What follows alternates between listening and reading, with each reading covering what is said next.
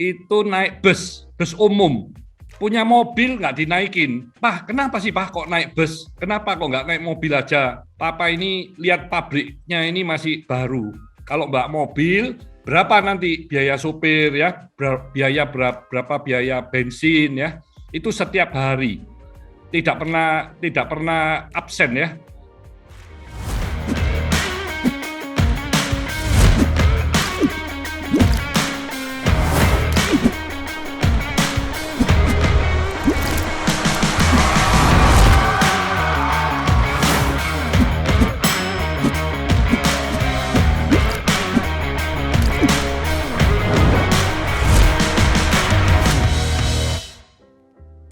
Semangat pagi, Rice People. Salam bahagia, sehat-sehat, dan sukses untuk kita semuanya. Tepuk tangan untuk kita semua. Saya memperkenalkan Tankop ini adalah holding company dari 8 subholding dan 38 bisnis unit, serta ada ratusan brand yang aktif gitu ya di seluruh bisnis unit kami ya. Kalau dari perjalanan saya di awal masuk ke manufacturing, itu dimulai dari tahun 82 ya. Jadi ini papa saya itu pada tahun 1978, itu usia papa 50 tahun ya, usia 50 tahun. Jadi dia mengeluarkan potensi-potensinya, yaitu pada tahun 78 masuk ke industri pabrik cat. Papa memulai pabrik ini dengan hanya 18 karyawan. 18 karyawan, hanya satu gedung. Nah, itu berangkat dari Malang ke Sidoarjo, itu naik bus umum. Punya mobil nggak dinaikin, ya. Naik bus dengan membawa bekal makanan. Bekal makanan untuk siang, untuk malam itu dibawa semua. Jadi mama setiap hari bangun jam 4 pagi mesti nyiapin makanan karena papa jam 5 pagi sudah harus berangkat naik bus ya. Itu setiap hari. Tidak pernah absen ya. Dan saya pernah tanya, Pak, kenapa sih Pak kok naik bus? Kenapa kok nggak naik mobil aja? Itu mobil Peugeot itu kan juga nggak ada yang pakai. Tapi Papa jawab, Papa ini lihat pabriknya ini masih baru, ya, masih belum untung.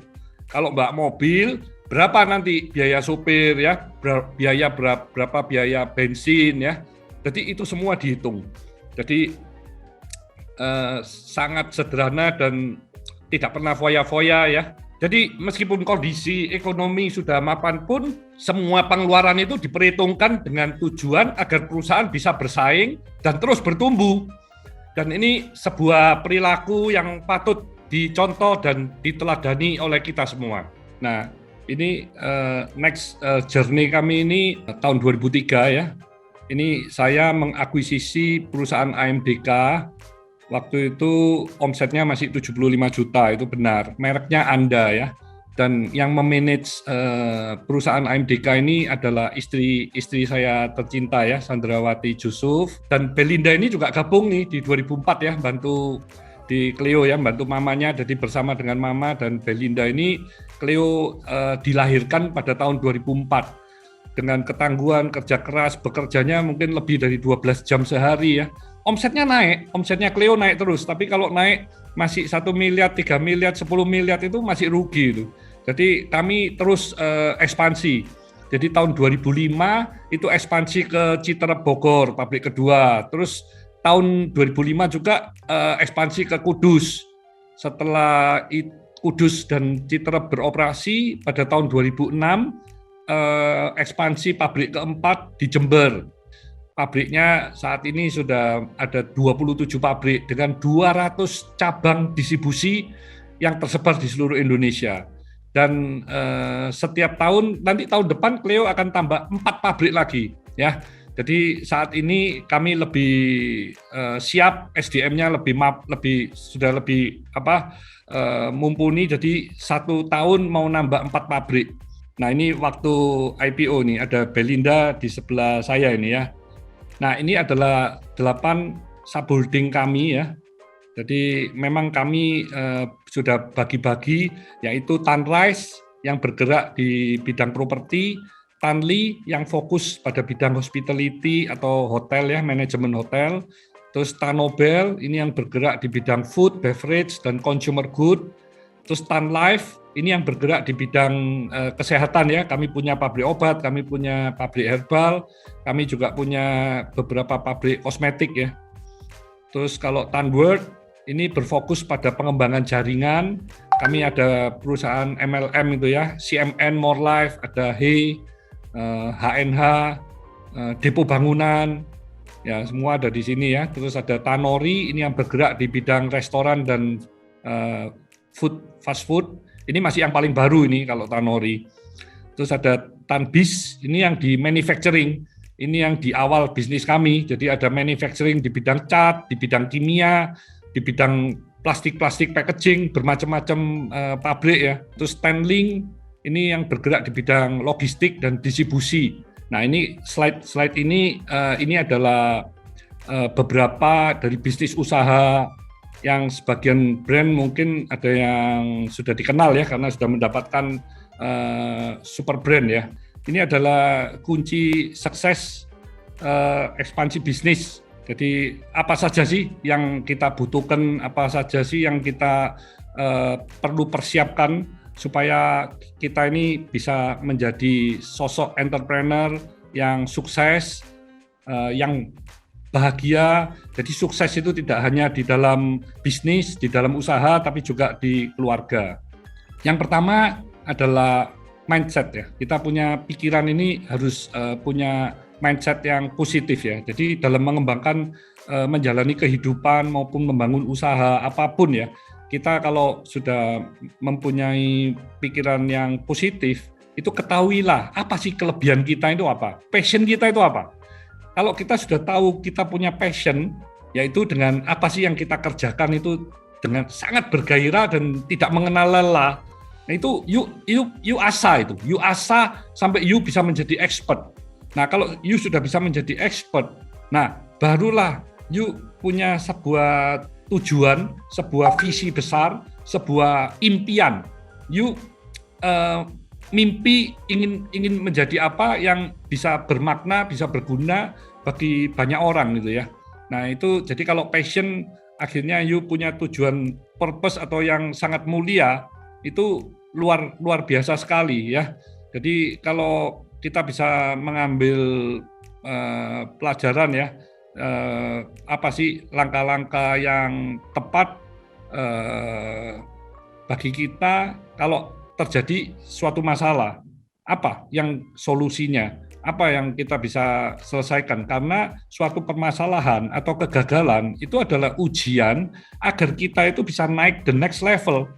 Jadi kalau kita naik next level terus gitu, kita dapat ujian terus, kita akan naik next level terus, kita akhirnya akan mencapai kepada tujuan kita ya. Yang penting jangan patah semangat, jangan kehilangan kemauan untuk kembali bangkit dan memperbaiki serta terus mencoba. Nah itu yuk pasti tujuan itu tadi pasti akan tercapai ya. Jadi intinya itu harus dari diri kita sendiri ya.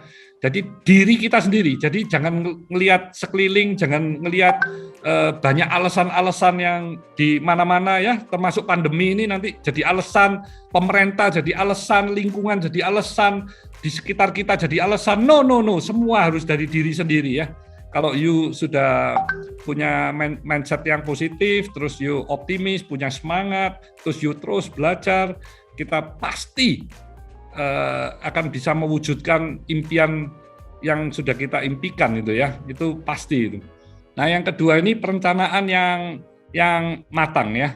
Jadi setelah you sudah punya satu tujuan, sudah punya visi dengan sangat optimis, punya mindset yang bagus. Nah, you harus punya perencanaan karena perencanaan ini penting sekali.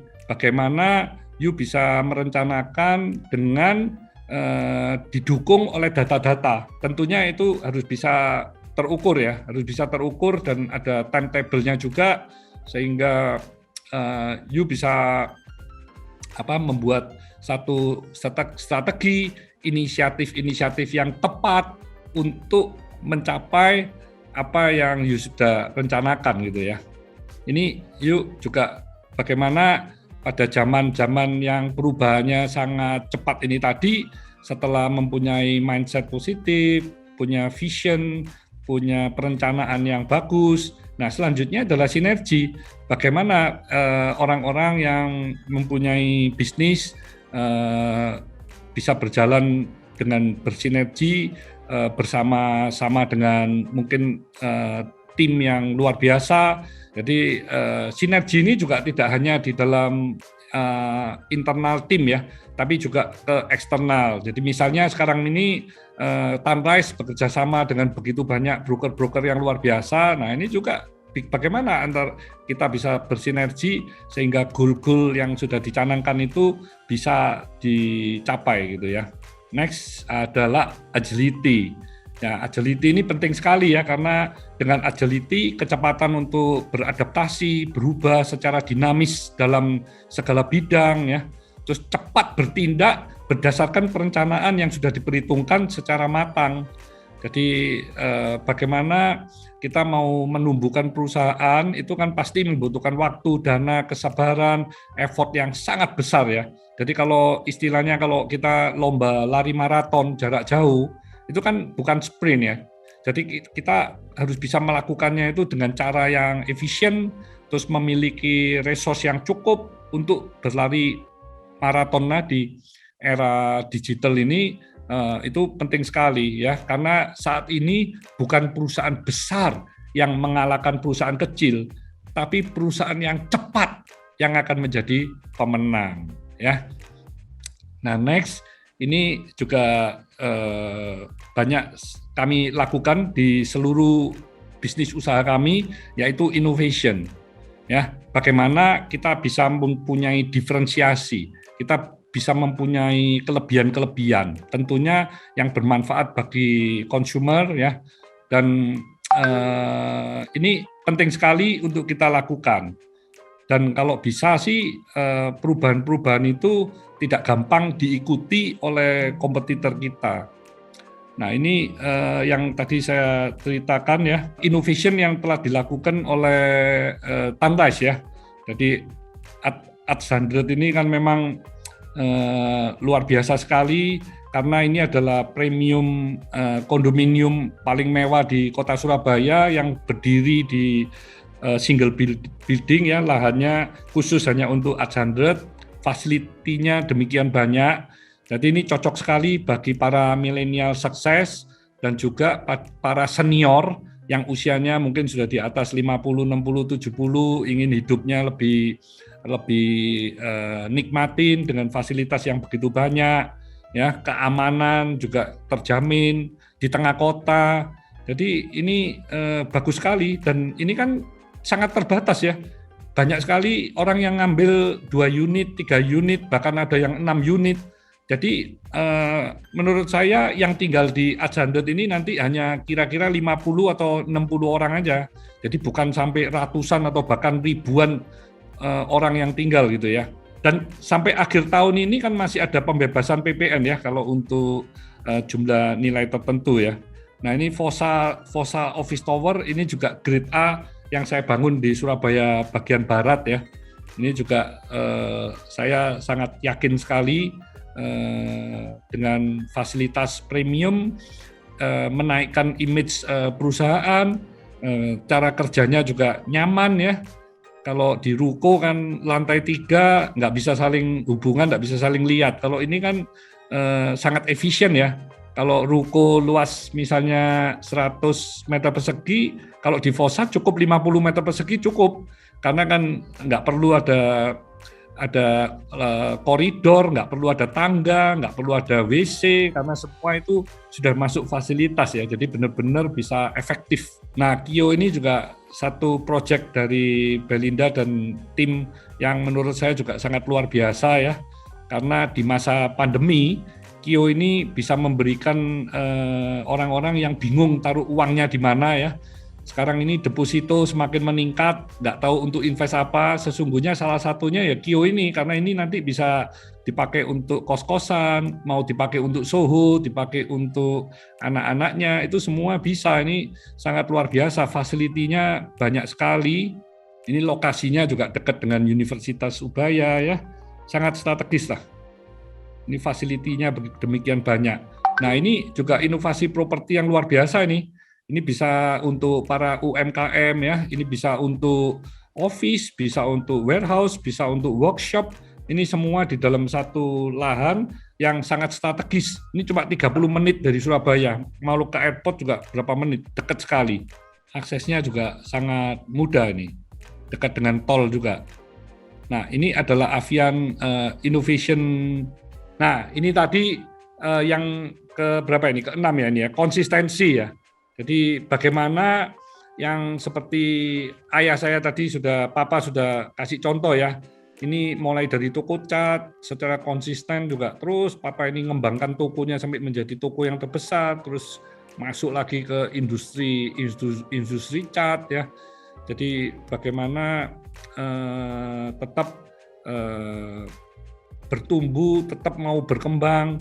Jadi menjaga konsistensi ini tidak mudah ya, karena kita cenderung menyerah atau berhenti apabila perusahaan itu sedang tidak dalam kondisi yang baik. Jadi biasanya inginnya berpindah usaha, ingin ekspansi kemana-mana gitu, yang tentunya pada akhirnya juga tidak gampang untuk bisa menjadi berhasil ya. Jadi ya milikilah mental juara, pantang menyerah, dan secara konsisten menuju tujuan mulia yang sudah dicanangkan tadi. Jadi jangan gampang untuk berubah-ubah, karena kalau berubah-ubah terus itu akhirnya you tidak akan kemana-mana, you cuma muter-muter aja itu. Nah, ini yang terakhir, tapi menurut saya justru ini yang paling penting ya. Integritas ini adalah sikap untuk bertanggung jawab atas semua tindakan, keputusan, atau hasil yang ingin dicapai ya. Jadi dengan bertanggung jawab pada integritas kita ya, kita itu dapat mengevaluasi diri kita sendiri dan memberikan perbaikan atas langkah-langkah yang kita ambil. Jadi bukannya lantas melemparkan kesalahan pada orang lain dan menutup mata pada kesalahan diri sendiri. Nah, ini bahaya ya, apalagi kalau usaha sedang bertumbuh atau sedang berkembang. Karena kita jadi tidak belajar dan menolak untuk berkembang. Jadi ujung-ujungnya bisanya cuma saling menyalahkan. Nah, ini organisasi jadi tidak bisa kondusif dan tidak bisa sukses kalau begitu ya.